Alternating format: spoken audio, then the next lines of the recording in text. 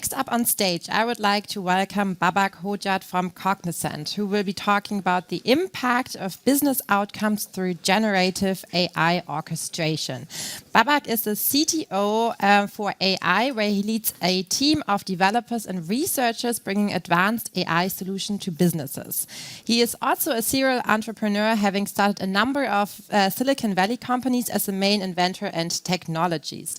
Babak has published many papers in the field of AI, age-oriented software engineering, and distributed artificial intelligence. He furthermore holds a PhD in machine learning. Welcome on stage. Thank you. Thank you. All right, so how do we impact business given all the risks that we just heard about? Well, obviously there's a lot of demand right now. In the past few months, we've been inundated. There's been a tsunami of demand coming our way as Cognizant, with people wanting to adopt and invest in the use of generative AI. So what is generative AI? You guys by now know this better than I do. It's a subfield of a subfield of a subfield of AI. It's a very particular kind of model trained in a very particular way, pre-trained. That's the PT and GPT, so it doesn't learn as you use it. The way to use it, however, and if there's one takeaway from this talk, it is that we should be using it as a knowledge worker, not as a knowledge retrieval system. A lot of the risks that you saw in the prior speaker's talk have to do with us using this as knowledge retrieval. But we really didn't train these models as knowledge retrieval systems. We trained them to be able to abstract the world the way humans abstract the world, and to be able to manipulate input in very smart ways. And in fact, that's the basis of prompt engineering.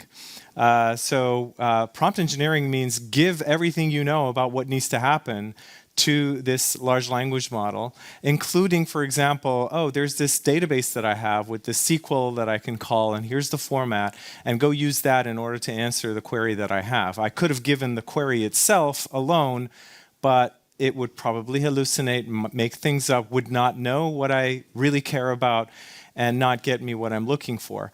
Hence all the prompting that's going on here, which actually leads to a very cool way that we make use of these systems. We use them as AI agents, general purpose AI agents, to which we give some sort of persona and some sort of task and string them together. That's what orchestration is all about, so that they actually operate on data and knowledge, and there's a pipeline of stuff that we want them to do and achieve. So you see sort of a flow chart of doing that right here, where I have a planner persona. I've asked it to plan something for me. It comes up with a plan. Then I have this actor persona that knows how to make some API calls to various different services and actually literally extract the data that it needs for the plan. So give us instances of that plan in action for how it might be today. And then I have this critique persona that can check the work of the prior steps and say, hey, you know what, this particular plan today doesn't quite work, or we need to tweak it, or we need to change it. And also maybe even bring in some aspects of responsible AI or regulation and so forth.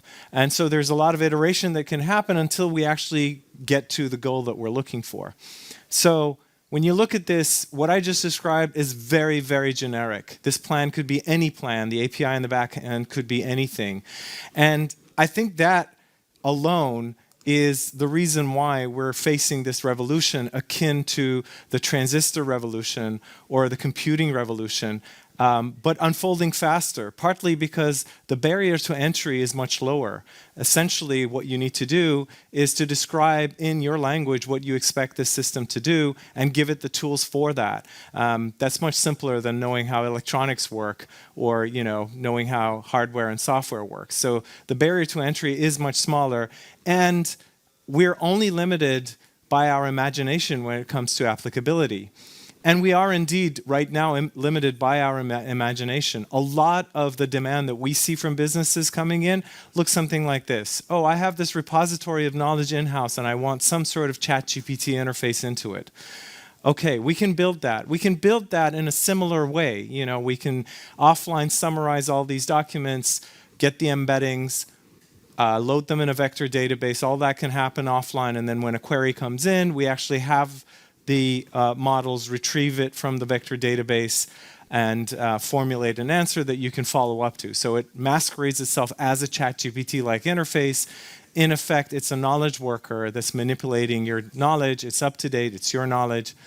Okay, we can build these. It's called RAG, Retrieval Augmented Generation, and it's probably one of the, if not the most frequent uses of generative AI these days, one of.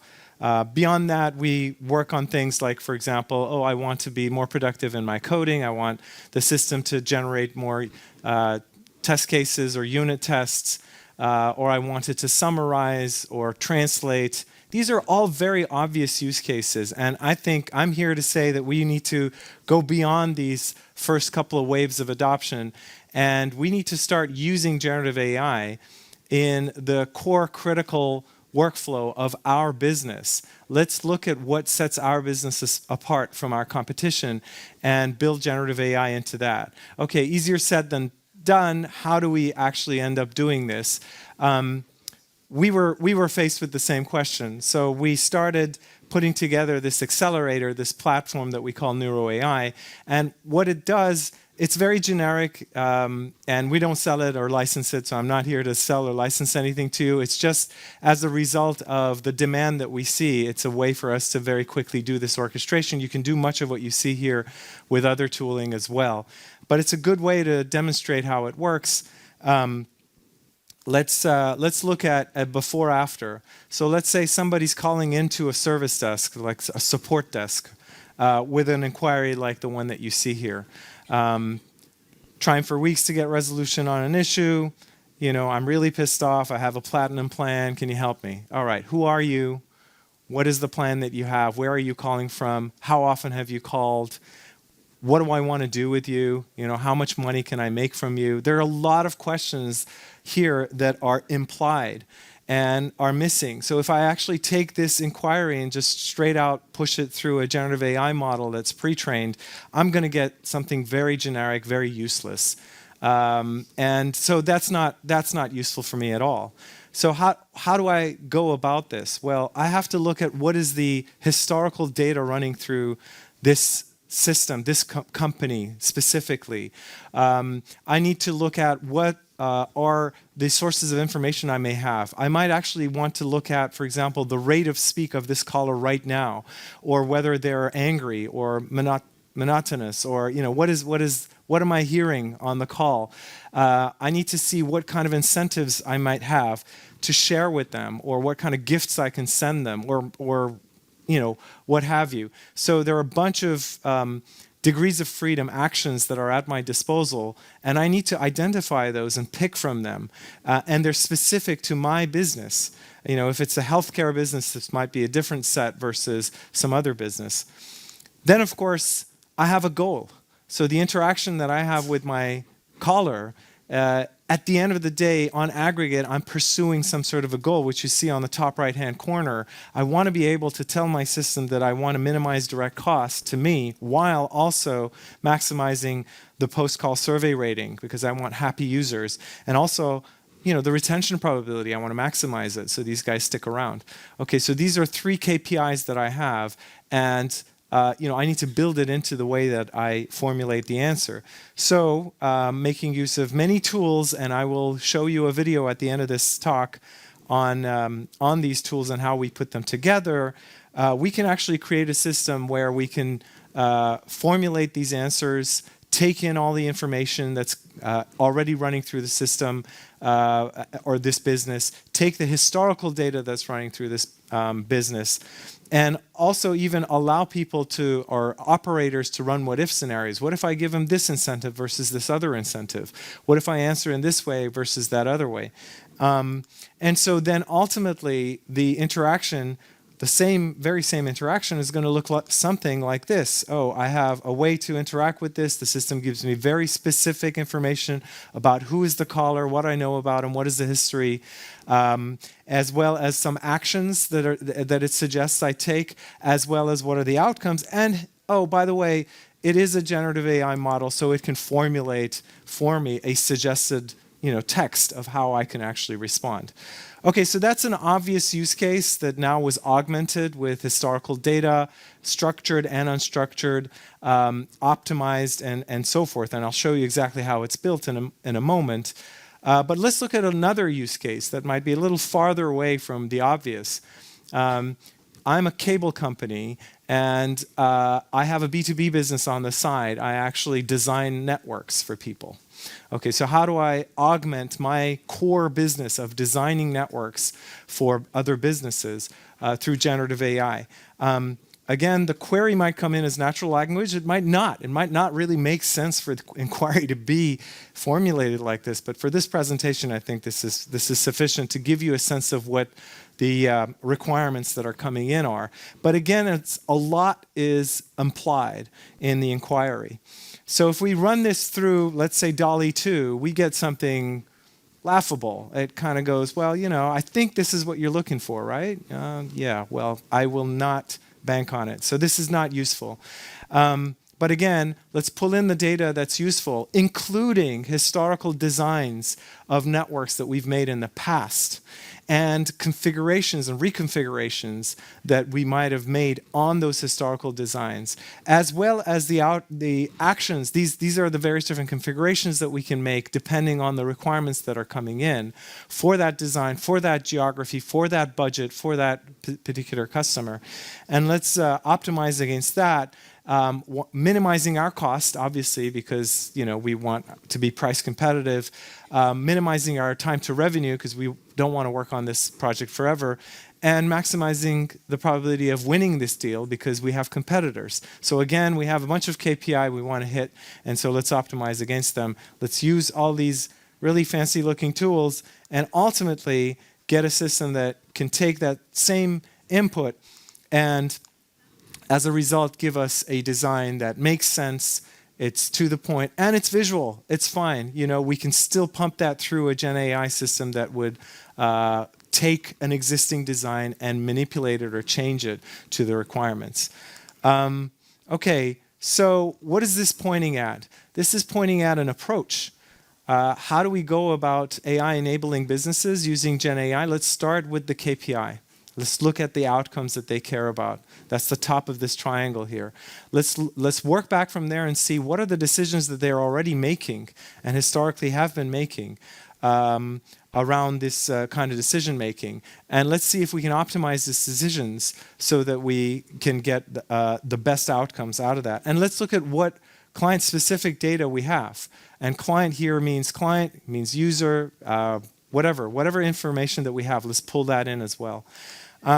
So this is a very high level, I don't know what it is, workflow for how you would build this. So you have a bunch of information that's coming in. The world keeps changing and you keep pumping in new information that comes in. You need to be up to date. Remember, GPT, the PT is pre-trained. So we need to make this system up to date. So let's take the observations that we have, information that we have.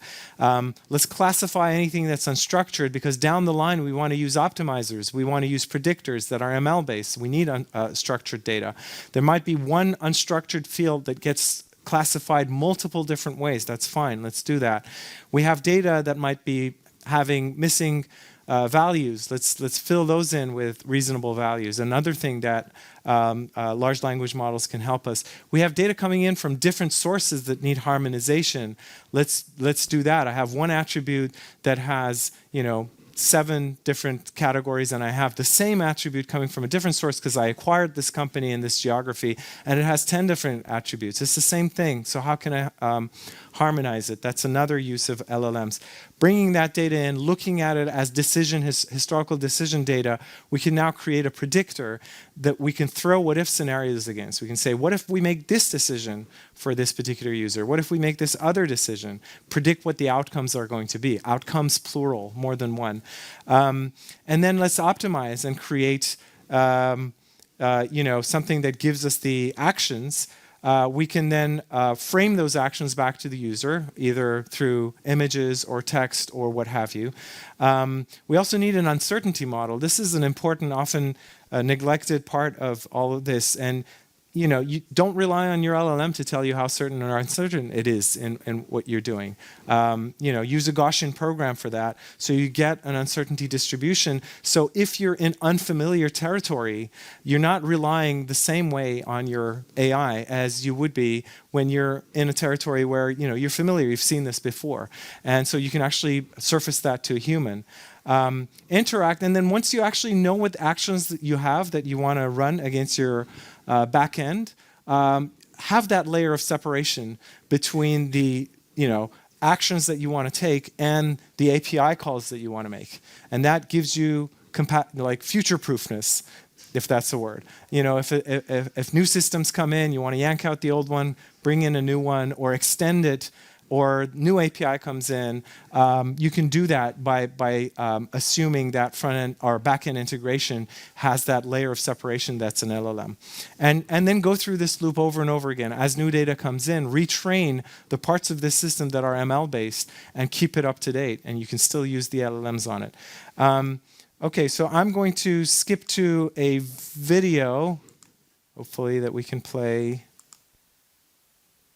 Yes. And I'm going to speak very fast because this is double speed. So here's the system. There's a bunch of different use cases we've built on it. Here's the healthcare call center system. Here's the data that's going in. Notice tone of voice or speech rate as one of the things that are being classified in there. A bunch of actions that we can take with respect to the caller. So we pull this data in and we structure it. Using the data LLMs, we can confabulate it, fill in the blanks, harmonize it, as well as structure anything that's unstructured. We can analyze the data. Let's do sensitivity analysis. Is the data balanced? Is it interesting?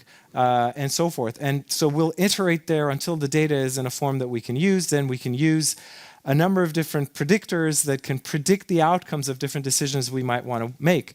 In one case, I have that predictor on Databricks, and I'm just pulling it in with a link into it, or I can use something from scikit-learn or something. Uncertainty models, we can pull those in the case of regression predictions that we have there. Then we have an optimizer, which is a prescriptor.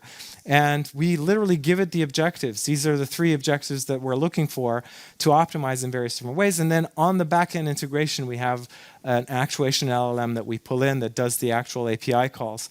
Okay, so I've run this on training before. I will just load the resulting page. It takes a while to run these. It shows me how accurate the predictors are, how through training and time they get better at the various different outcomes. You can see the 3D plot of the outcomes with respect to each other. If cost is not an issue, I'll pick something that's higher cost but better retainment. This is another way of showing it. Each axis is one of the outcomes. I can sweep the high retention probability ones and then look at the ones that have better post-call survey rating, and then of those pick the best cost. And then run what-if scenarios. There's a placeholder UX that pops up, and I can actually run what-if scenarios back and forth just to make sure that the system does what I'm looking for. It also explains to me how it operates. So, I can interpret the rules, and it also checks to see whether there's risky behavior or bias in the way it's making decisions, so I can protect against all of that. And finally, and here I'm using it says, be apologetic. I'm really sorry I'm talking so fast. And give billing data and whatever. And here's a prediction of what's going to happen if we do that. And then, of course, we can always use a chatbot interface into this. That's it. Thank you.